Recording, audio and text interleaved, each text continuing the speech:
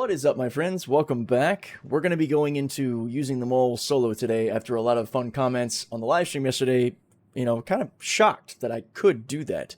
A lot of you that see this might know this already, or you've already used the mole plenty on your own, but my goal here is to make, about a 10-minute or so quick how-to tips and tricks video for soloing a mole out here in Levski. And these tactics can be applied to pretty much anywhere in the verse. And you can also use a lot of these same methods in your Prospector or your Golem, depending on modules and all you have equipped, or your style of mining, really. As with any fresh patch, when you get into 4.5, as it goes live, probably at the end of this week, as good as it's running, you're going to be starting up with your basic suit with nothing on you. So I figured, first off, let's talk about the essentials. When you're going out into the verse with 4.5 engineering, everything that entails, you're going to want to make sure you've got a good bit of fuses on you. Stock up on fuses, honestly. Anytime you can grab them off of enemy ships or whatever, just keep a stockpile of fuses and never go out without, 6 to 10 of them at least, just in case. I don't think the mole has any fuse panels. We'll check when we get on the ship, but it shouldn't. It's an older design. That said, it's just good to be prepared. Have your fire extinguisher for damage control. Have an SRT rifle for repair. If you've got some canisters on you can loot some for faster repair. We've also got our multi-tool equipped with a full canister, or a full canister with us that we can equip with it to do any repairs we need. I also always like to make sure I've got a healthy amount of Hemazol med pens and detox pens to balance out that blood toxicity when you have to heal yourself out in the field. When you're dealing with anything explosive, mining included, it's always good to be equipped to handle minor medical emergencies. On top of that, we got our sustenance, we got our smoothies down here, we've got some ammo, we've got a healthy amount of LH86 magazines and a couple of pulverizer magazines. That is the gun that I've loved carrying lately. It's just been so good, such a blast. And I'm also bringing an extra Ryzer C3 and an extra Focus 3. That way I can make changes to the laser heads we're out there if we need to. On that topic, with regard to any of the mining heads we're using today and any of the modules or gadgets that we're using, which are those, Optimax, Saber, Bormax stuff, those can all be found at Levski's refinery, which is fantastic. Now let's get into the mole and talk about our setup there. Alright, so as far as our components go, we're running a Durango power plant, Hemera quantum drive, which is amazing. You can find it at Crew L1 if you need one. Class A civilian, incredibly efficient, fast, quick cooldown rate, all the things you want. It kicks the hell out of the Huracan. And then of course a parapet shield to help absorb any of those overcharged rocks we might encounter. Now on the mining head front, another great thing with 4.5 is our moles are fixed. We can change our mining heads again. So I am running on the forward laser a Helix 2 and then a Klein and an Impact. I typically like to run a Hofstede 2 instead of an Impact myself because the Hofstede has some better supporting characteristics and lower laser thresholds and better window support, which we'll get more into that stuff once we're out there. But there's no Hofstede 2 at Levski, so for time's sake, we're going to run an Impact. The positive with the Impact is you get 3 module slots instead of 2. Basically, with these module slots, you can imagine them just being stepped down by 1 if you're in the Prospector, so the Helix will have 2, the Klein I don't think will have any, and then the Impact will have 2, the Hofstede will have 1 instead of 2. So you get that added benefit of more module slots on the larger laser. And the lasers also do put out quite a bit more power than their size 1 counterparts. So on our Helix, I typically like to run a double Ryzer C3 and then a Surge or Stampede. Now Surge and Stampede are pretty similar, but they have a different amount of uses and durations. So on the Stampede module, you're looking at an extra 35% power. You only get 6 uses for 30 seconds. And then on the Surge side, it's an extra 50% buff to your power, but you get 7 uses. It's just 15 seconds per. So you got to kind of get familiar with when to hit those and to maximize on them. And what's cool is kind of like missiles. You don't have to worry about buying a million of them. They'll just get reloaded when you repair, rearm, restock, or whatever when you get back to the station. So we're actually going to run a double Ryzer C3 and a Surge. This gives the Helix laser an incredible bump in power. But we're bringing that extra Focus 3 with us just in case we need to tweak that. Because some of these rocks, you're going to see the threshold for that mining, that fracture zone is so thin that you might need to drop a C3 in favor of a Focus 3 to get that window to open up a little bit. A lot of this will make a lot more sense once we're actually out there if you've never really been into the mining game yet. On the Klein, I am probably just going to throw a Focus 3 on it for now. And then on the Impact, we're going to run Ryzer, a Focus, and another Surge. So what's nice too is, like with anything else, once you're out there, you can mix and match this stuff. And again, we're bringing the extras so we can tweak our loadout however we want. This is just a base loadout. It's very customizable to your preference. It's something that you're going to have to go out and do and figure out what works best for you. Some of you might be wondering why it even matters to kit out all 3 lasers if I'm just using one. Well, it's because I'm not going to just be using one. All these lasers have different power outputs, minimums and maximums. So you might need your helix to bust a huge rock, but then the fractures that you create from that, or the smaller rocks you create from that, the helix will be overpowered. You're not going to be able to keep the power threshold low enough. It's just going to want to overcharge and blow it up. So you might need to switch over to the Klein with reduced power and the focus to bring open the window to actually break the smaller stuff. So there's a method here and a reason that the mole can be so versatile and useful for one person. It's even more fun when you have like a full crew, but it is an absolute badass for a solo miner as well, and I rarely ever use any other ships when I'm mining unless I'm just doing it for fun, like putting the golem in my C2 or teaming up with a buddy, stashing our golems on a Idris or something, and just having a good time staying out longer. But if I'm doing solo stuff on my own, the mole is where it's at. Now, I've been mining for years, and a lot of this stuff might come second nature to me, so if I say something that goes over your head that I don't address later in this video in more detail, please let me know in the comments down below, because it'll help me better explain these things in future videos. I am going to be working on some sort of handbook stuff, like I'm working on the Hauler's handbook, and I might even do like a mining handbook. If you guys like the way I explain things and how I give examples, then I'm down to do that. So yeah, if I am, throwing out terms you don't understand, or, things are just not making sense, just let me know down below, guys. I read the comments. I appreciate the feedback. It helps a lot. So I'm going to do a quick inspect. Yep, looks like the starboard laser's the Klein. I can tell by the way they look. And you can also see the modules on them right here. So that's a Focus 3 module. And the Klein, I believe, only has the one. So yeah, it should just be the Focus 3. Our forward laser should be our Helix with 3 modules. And yeah, buddy, you guys know what that is right there. That's our Helix head. So here we've got our Focus. Or no, we got double Ryger C3s up top. And the bottom one is a Surge. So that thing is going to put out some ridiculous power. And then this side is our Impact. This should be running a Ryger, a Focus 3, there it is, and a Surge. So we are looking good. Another added benefit to the mole, while we're out there in the ring mining, there's a really good chance we could come across derelict player ships that have components. And that's maybe a part of the mole that people don't realize. This is a pretty healthy opening, and look at this empty space back here. Dude, check it out. We actually had, the mole's got fire extinguisher slots. I didn't expect that because the Caterpillar doesn't. It's a bit older, but then again, Argo is like Drake with OSHA standards, so that makes sense. But yeah, you got room back here to throw extra mining stuff, components you might find out in the verse. I mean, you might be able to fit some really small guns if you can get it through the elevator, which probably not. Mostly just components. Now, though I am surprised we do have the fire extinguisher there, we definitely don't have physicalized components in the mole yet, so sad face. I look forward to that being changed. But yeah, right over here on port side, this is the opening to get to our laser, which I actually have to hit the door. That's kind of cool. This is our impact laser head. We also have a nice little suit locker here, which is important because this is something to remember, guys. This is exposed to vacuum. There is no glass here.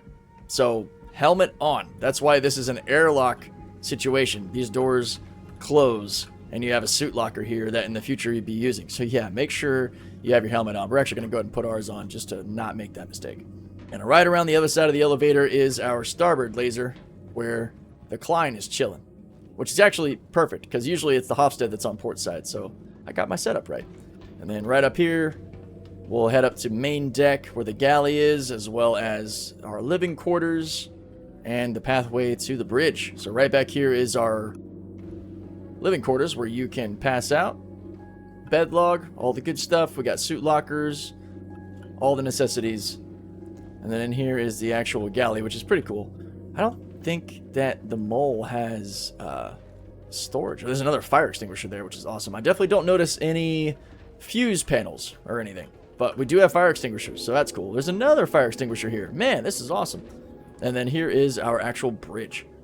Now, as you can see here, another thing I love about the mole is the MFD layout. Look how great this is. We got our power here. We got our diagnostics here for all of our components and stuff. It's great. And then our scanner right here. It's fantastic. I love this ship. This ship is so great. Now, this ship has one of the coolest designs, I think, to the engine layout, and it has some incredible VTOL capabilities for doing those hockey stops and maneuvering in space.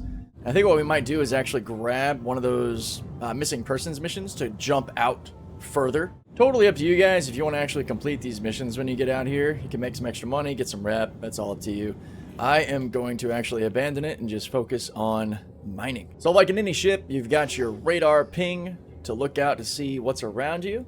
And then if you go into your scanning mode, you can actually get a signature on the rock. So 1850, that should be an M-class asteroid if I'm right. If you see multiples of that signature, you can tell you've got a larger cluster. Like 2 times 1850, 3 times 1850. You'll just start seeing larger numbers, and over time, you're going to get used to what they mean. You're going to be able to tell that like a 5550 is this type of asteroid, or a cluster of this type. Clusters are always typically the same types within them. The pilot can go into the mining mode, which is a detailed type of scanning to really see what you're dealing with. We got some torite, which I think might be that new material. This is the part that takes a little bit of experience. Definitely shields on. And then you're going to want to position yourself to where your front laser is going to be right where it needs to be. We're about 40 meters in the pilot seat here. So I'm going to raise up to about here. We're going to go coupled. And then feel free to use your third person to kind of look around to make sure that it is about where you'd want it to be. Your laser head is going to come forward a little bit and then sort of drop. So you just want to make sure that you're in a zone where you're going to be able to see all of the rock, and that's typically pretty good right about there. You saw how small that green window is. The helix head has a pretty good chance of making that even smaller, but I'm going to show you guys firsthand. So I also like to drop down, maybe catch the ladder so you don't hurt yourself. Okay, probably one of the biggest things if you're solo in the mole is being extra careful, because you can't just hit your thrusters and get away if you overcharge this rock and put yourself in an explosive scenario. So it's power on. Everything is active. I use my sticks when mining. It's just always been my preference. And look at that. We are right where we need to be. On the left side, you can see our optimal. We're in the realm of being able to hit this rock. This is a tiny, tiny rock. It is only 3K. If I hit this with the helix head, it is just going to immediately shoot up into the red and be a nightmare. So at this mass, it also shows you resistance, instability, how easy or hard it is, the composition of total amount of SU in these rocks. So these are all things you want to take into consideration. On the left side, you can actually see your Ryzer C3 modules and your surge and how much power output that would, aid you with. The Helix 2 mining laser's total stats with everything added on the left is down there in the left. Now again, I am not about to hit this with the Helix. We hit this too hard. I don't know how volatile these new materials are. I have not actually mined these new materials, but I've heard that they are touchy. So we're going to head over to the climb to crack this. Now I mentioned this on the live stream, but when I'm out here in my mole, I'm not trying to speed run this or like min-max my time. I'm out here to enjoy mining. It's like I've said with you guys with the cargo hauling. Like, I like throwing freight. I enjoy the experience. I'm not here to rush the process. So running around and changing seats and stuff, I mean, I speed it up a little bit by usually backing up to ladders, just to hop down and move around. But again, I'm not trying to do everything from one seat or get upset that oh my gosh, I have to move around so much. If that is going to bother you, then mole mining isn't for you. But I also bet it's not as bad as you might think it is. So we're going to be a little bit further back since we're off to port here in this laser head. We're also going to make sure we turn it on. We got our systems. It's going to give us different data. So resistance is now registering in the red, a little bit higher. Our minimum power threshold is still 30% on this laser, which I have the actuator for my power on my flight stick toggle, which is so smooth. I love it. I guess each tick on the mouse wheel too kind of gives you that extra, so it's fine either way. But I definitely prefer the control I have with my stick, or it's not my stick, it's one of the tabs below it, because I can really put that power where I want it. So we're definitely going to start out at minimal. Well, let's see what happens here. Okay, so we're not jumping up as badly as I thought we were. So instability has to do with how volatile that laser power is that you'll see as the power starts to fill. And I'm not increasing power while I tell you this, just to let you know. You'll notice that our window opened up a tiny bit because we got this Focus 3 module, and I'm going to start ticking up that power past that 30%. Ever so slightly, because it could jump. You want to really feel out your instability when you're doing this, because we definitely don't want to overcharge. It's a patient game, man. It really is when it comes to mining and cracking things the right way. So let's drop down a little bit, because once you get to that optimal window, it gets even easier. We might actually have to disengage the laser to prevent overcharge. So I'm going to go ahead and do that. So now I am holding minimum 30%, but again, we're in that optimal zone, so it's giving us a bit of a feed boost. So I'm dancing by releasing laser power with my trigger or the click on the mouse. Oh, see, there we go. We don't want that. There we go. So we got that nice break. I'll show you guys. I haven't added torite to this yet. I think torite and the other new materials are up there near quantanium value, which is really good. So I'm a super nerd when it comes to mining. I don't think you guys are prepared for how nerdy I had gotten with this. Asteroid types, the values of a lot of the materials and the tiers they're in, like, you know, tier 1, 2, 3, and tier 0 being stuff that's so worthless that it's really probably only going to be useful for, like, crafting, which is going to be nice in the future if we can actually utilize a lot of this stuff that's generally valueless. But Agresium sits here as a tier 3 on this list, and I got to update this. This is as of, this is pre-Nix. This is pre-4.4, so I don't have Taurite and some of the other stuff on here. This is the refined value as well. These are the values of these commodities after they've been refined, and their value is bumped up quite a bit. I've got a lot of details on here. Refinery methods, the cost versus the yields, refinery stats across the board. I've done a lot of stuff here in the mining realm, including like where to go into the Aaron Halo and the different asteroid compositions from S, P, M, and Q, E type asteroids, how they break apart. When I tell you guys that I look forward to being able to do science in this game, you have no idea. But anyway, that aside, is just to show that Agresium is a decent material. It's not one that you necessarily want to throw away. Oh, ooh, there we go, 5550. This is a triple or a quad? Let's see. Busting out our calculator real quick. 5550 divided by 3. So it's 3 M types. I had a feeling it's about 3 rocks. 5550, not bad. Let's go get ourselves some M-type asteroids. All right, let's see. Look how small that window just got. Ooh! You guys are about to see a pro in action. Ooh! So there's instability. The way it just spiked. 291. Resistance isn't too high. You also don't want to jump the gun because lag and such could really fight back. And worst bet, pull that trigger and kill your laser. Now, I think we're stable enough that I'll be able to hover this, but this is kind of expert level, guys. Whoop. We're going to kill it. Allow it to come down. I don't want to drop it too low. Come on, baby. Come on.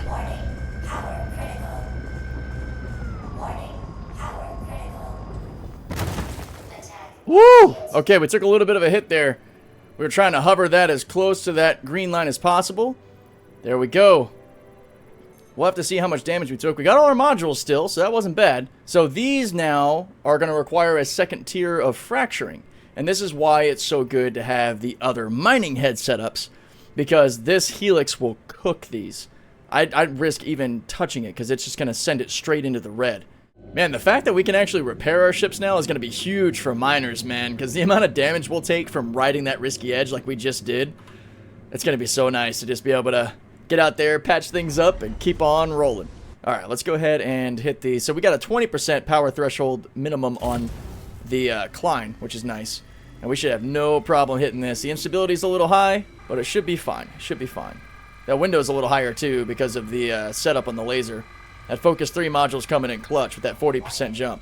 All right, cool. Our minimum threshold is low enough to bring that laser down. Don't panic if you initially touch the overcharge rate. That's fine. But you gotta reverse course on that overcharge and protect yourself.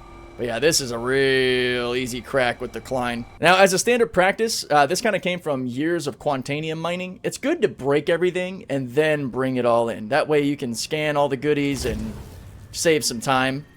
Whoop. Oh, that's bad. All right.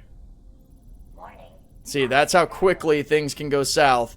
But all you got to do is get it below. All right, we've saved it. Kill the laser. Let that charge come back down. See, if we're putting out this much power, let's see if the impact handles it a little bit better.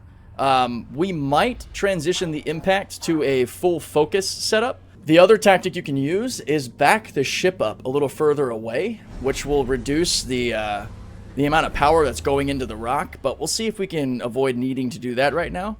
Let's see, that's 2,500. Let's hit that and see. I'm tempted to throw a double Focus 3 with a Surge on this one, or a Focus Riger. So yeah, it's why it's good to bring some extra stuff, because you have that flexibility. So stability seems pretty good. We are starting to jump up in power. Yeah, I don't even need to add any energy to this. Woo! Oh, God. All right, nope. Okay, we're going to work a little magic here. Our setup is too strong. Life support took a little bit of a hit. No way, that's weird. Okay, not the worst. We took a little damage, I guess, from one of those overcharge hits. Wow. All right. So shields off. Ship ports unlocked. We're going to go here and take the Focus 3 off of the Klein, which should be that one. Yeah. There we go. Now these are very small and very easy to throw around, so be careful.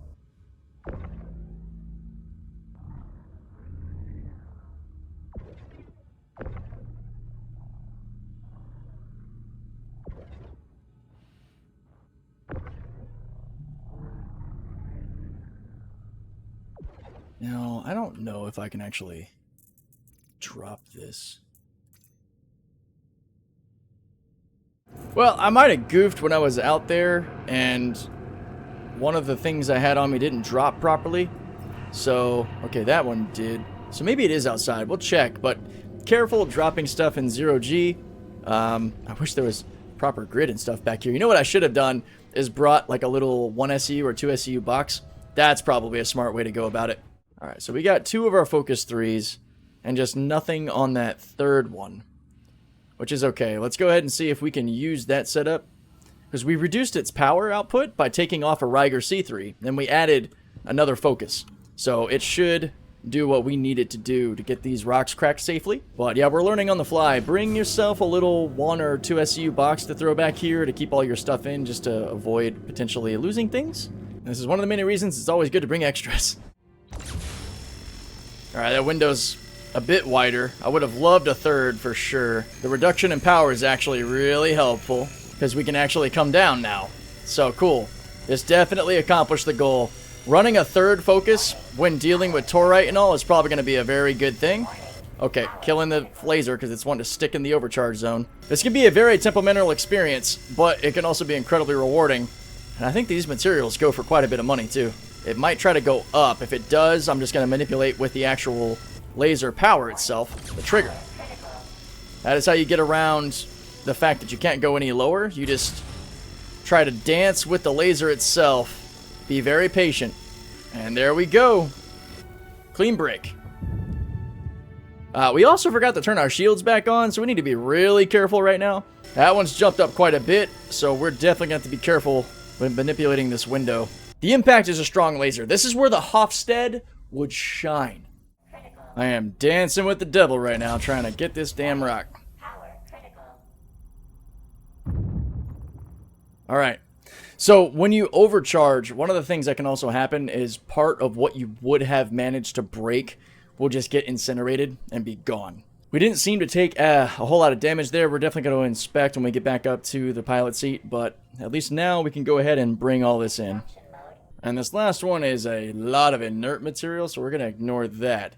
But you see, we're already at almost 80 SCU of mining materials. Is another great reason to bring out the mole, because you can carry a lot more back, get a lot more refined at the same time.